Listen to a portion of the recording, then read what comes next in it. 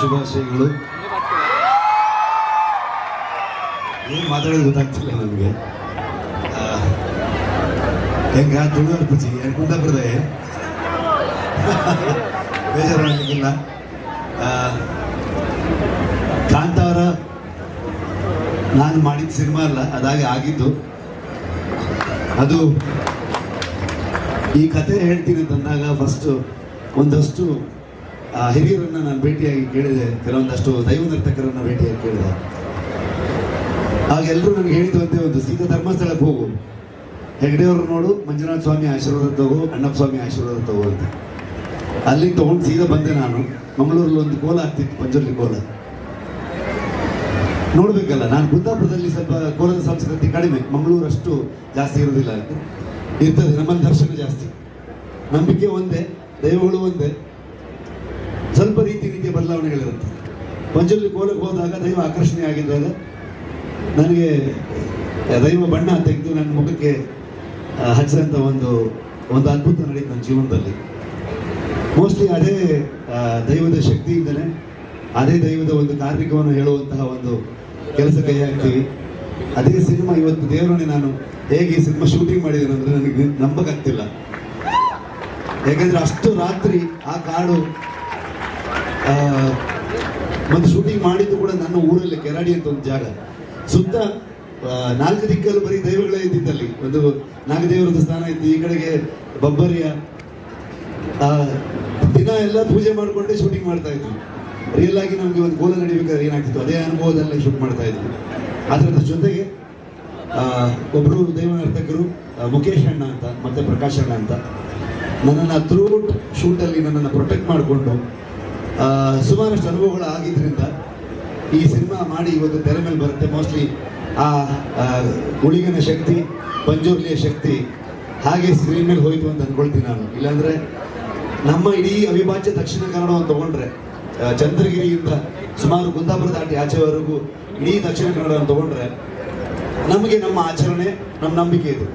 ಹೊರಗಡೆ ಗೊತ್ತಾಗಬೇಕಲ್ಲ ಸಿನಿಮಾದಲ್ಲಿ ಹೇಗೆ ಹೇಳೋದನ್ನು. ಎಷ್ಟೋ ಜನ ಅಮೆರಿಕದಲ್ಲಿ ಒಂದಷ್ಟು ಜಪಾನ್ ಅವರು, ಅಮೆರಿಕನ್ಸ್, ಬೇರೆ ಬೇರೆ ಕಂಟ್ರಿಯವರು ಇವಾಗ ಇದನ್ನ ರಿವ್ಯೂ ಮಾಡಿ ಹಾಕ್ತಾ ಇದ್ದು ನೋಡಿದಾಗ ನನಗೆ ಆಶ್ಚರ್ಯ ಆಯ್ತು. ಅಂದರೆ ನಮ್ಮ ದೈವದ ಶಕ್ತಿ ಎಷ್ಟಿರ್ಬೋದು ಹಾಗಾದ್ರೆ ಅಂತ. ಯಾವತ್ತೂ ನಾನು ನಂಬಿದ್ದು ಎಷ್ಟು ರೀಜನಲ್ ವಿಷಯವನ್ನ ಎಷ್ಟು ಯೂನಿವರ್ಸಿಗೆ ನಾವು ತಲುಪಿಸ್ಬೋದು ಅನ್ನೋದನ್ನ ಯೋಚನೆ ಮಾಡ್ತೀನಿ. ಒಂದು ಈ ದೈವದ ಶಕ್ತಿ ಅಂತಂದ್ರೆ ಇದು ಬರೀ ಕೋಸ್ಟಲ್ ಕರ್ನಾಟಕಕ್ಕೆ ಅಥವಾ ಒಂದು ಪರಶುರಾಮ ಸೃಷ್ಟಿಗೆ ಸೀಮಿತ ಅಲ್ಲ.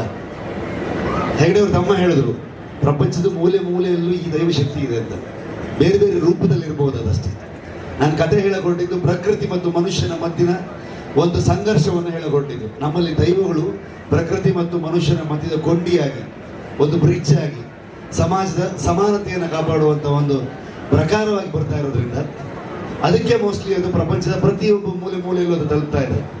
ಸೊ ಇನ್ನೂ ವಿಶೇಷ ಏನಂತಂದ್ರೆ, ನಾನು ಇದು ಕನ್ನಡ ಸಿನಿಮಾ ಮಾಡಿ ಇದು ಕನ್ನಡದಲ್ಲೇ ಪ್ರಪಂಚದಾದ್ಯಂತ ರಿಲೀಸ್ ಮಾಡ್ಬೇಕಂತ ಅನ್ಕೊಂಡು ಹೊರಟ್ವಿ. ಅದೇ ರೀತಿಯಲ್ಲಿ ಆಗಿ ಅದ್ಭುತ ಯಶಸ್ಸನ್ನು ಸಿಗುತ್ತೆ. ಈಗ ಇದು ಮೋಸ್ಟ್ಲಿ ಇನ್ನೊಂದು 2 ದಿವಸದಲ್ಲಿ ಬೇರೆ ಬೇರೆ ಭಾಷೆ, ಇದು ಆ ಸಿನಿಮಾದ ಶಕ್ತಿ ಅಂತ ಹೇಳಕ್ ಇಷ್ಟಪಡ್ತೀನಿ. ಅದನ್ನು ಮಾಡೋಕ್ಕಾಗಿದ್ದು ನಮ್ಮ ಎಲ್ಲ ದೇವರ ಆಶೀರ್ವಾದ, ನಿಮ್ಮೆಲ್ಲರ ಆಶೀರ್ವಾದ. ಇದು ಹೀಗೆ ಮುಂದುವರಿಲಿ. Thank you so much. ಮತ್ತೊಮ್ಮೆ ಎಲ್ಲರಿಗೂ ಹಬ್ಬದ ಶುಭಾಶಯಗಳು. ಮಿಥುನ್ ರೈ ಅವರ ಪಿಲಿನಲಿಕೆ ಅದ್ರ ಬಗ್ಗೆ ಹೇಳಲೇಬೇಕು. ಸುಮಾರು 10 ವರ್ಷ ಆಯ್ತಲ್ಲ. ಸೊ ಇಷ್ಟು ವರ್ಷ ನಮ್ಮಲ್ಲಿ ಒಂದು ನಮ್ಮ ಮೂಲ ತುಂಬ ಇಂಪಾರ್ಟೆಂಟ್ ಆಗುತ್ತೆ. ನಮ್ಮ ಕಲ್ಚರ್, ಇವು ನಮ್ಮ ಕಲೆ, ಒಂದು ಪಿಲಿನಲಿಕೆ ಆಗ್ಬೋದು, ಯಕ್ಷಗಾನ ಆಗ್ಬೋದು, ಹೋಗ್ಬೇಕು ಅಂತ ಹಿಂದಿನ ಹಿರಿಯವರು ಹೇಳಿದ್ದೆ ನಾವು ಇವತ್ತು ತಿಳ್ಕೊಳ್ತೀವಿ. ಮತ್ತೆ ಮುಂದಿನ ಜನರೇಷನ್ಗೆ ಅದನ್ನು ಉಳಿಸ್ಬೇಕು, ತಲುಪಿಸ್ಬೇಕು. ಅದೇ ಕೆಲಸ, ಅದ್ಭುತವಾದಂಥ ಕೆಲಸವನ್ನ ಮಿಥುನ್ ರೈ ಅವರು ಇಡೀ ತಂಡ ಮಾಡ್ತಾ ಇದೆ. ಅವರು ನನಗೆ ಚಪ್ಪಾಳೆ ಹೊಡೆಯಕ್ಕೆ ಕೇಳಿದ್ರು. ಅವ್ರು ಮಾಡ್ತಿರುವಂಥ ಇಂಥ ಅದ್ಭುತ ಕೆಲಸಕ್ಕೆ ನೀವೆಲ್ಲರೂ ಅವ್ರಿಗೆ ಚಪ್ಪಾಳೆ ಶ್ರೀ ಹೊಡೆಯಬೇಕು. ಇದೆಲ್ಲವೂ ಇಷ್ಟು ಉಳ್ಕೊಂಡು ಬಂದಿದ್ದಕ್ಕೆ ರಕ್ಷಿತ್ ಆಗಲಿ, ರಾಜ್ ಆಗಲಿ, ನಾನಾಗಲಿ, ನಮಗೆ ಇವು ಪದೇ ಪದೇ ನೀವು ಹಿರಿಯರು ಒಂದಷ್ಟು ಇವನ್ನ ತೋರಿಸಿ ತಿಳಿ ಹೇಳಿ ಮಾಡಿದ್ದಕ್ಕೆ ಅದನ್ನು ಸಿನಿಮಾದಲ್ಲಿ ತರುವಂಥ ಪ್ರಯತ್ನ ಮಾಡಿದ್ವಿ. ನಮ್ದೇನು ವಿಶೇಷತೆ ಇಲ್ಲ ಅಲ್ಲಿ. ನೀವು ಇದನ್ನು ಉಳಿಸ್ಕೊಂಡು ಬರ್ತಿದ್ದೀರಲ್ಲ, ಇದು ತುಂಬ ವಿಶೇಷ. ಇದಕ್ಕೆ ತುಂಬ ಗೌರವ ಕೊಡ್ಬೇಕು ನಾವು. ಇನ್ನು ನಿಮಗೆ ಹುಟ್ಟುಹಬ್ಬದ ಹಾರ್ದಿಕ ಶುಭಾಶಯಗಳು. ದೇವರು ಒಳ್ಳೇದು ಮಾಡಲಿ. Thank you so much. ಬೇರೆ ಏನು ಹೇಳಲ್ಲ ನಾನು. ಈಶ್ವರ್, ಒಂದು ಪ್ರಶ್ನೆ ಬಹುಶಃ ಬಹಳಷ್ಟು ಗುಳಿಗೆ ನಾಟಕದಲ್ಲಿ ಸ್ವರಾಜ್ ಶೆಟ್ಟಿ ಅವರು ಗುಳಿಗನ ಪತ್ರವನ್ನು ಮಾಡ್ತಾರೆ. ಬಹಳಷ್ಟು ಜನ ಅಂದ್ಕೊಳ್ತಾರೆ ನಿಜವಾಗಿ ಅವರ ಮೇಲೆ ದೈವ ಆವೇಶ ಆಗಿದೆಯೋ. ಈ ರೀತಿಯ ಪಾತ್ರವನ್ನು ಇದರಲ್ಲಿ ಮಾಡಿದ್ರಿ, ಗುಳಿಗನ ಪಾತ್ರ, ಆ ಅನುಭವ ಹೇಗಿತ್ತು? ಅದು ಮಾತಿಗೆ ನಿಲ್ಲದೇ ಇರುವಂಥದ್ದು, ಪದಗಳಲ್ಲಿ ಅದನ್ನು ಹೇಳಬಾರ್ದು. ಹಾಗಾಗಿ ತುಂಬ ಜನ ಕೇಳಿದ್ರು ನನಗೆ.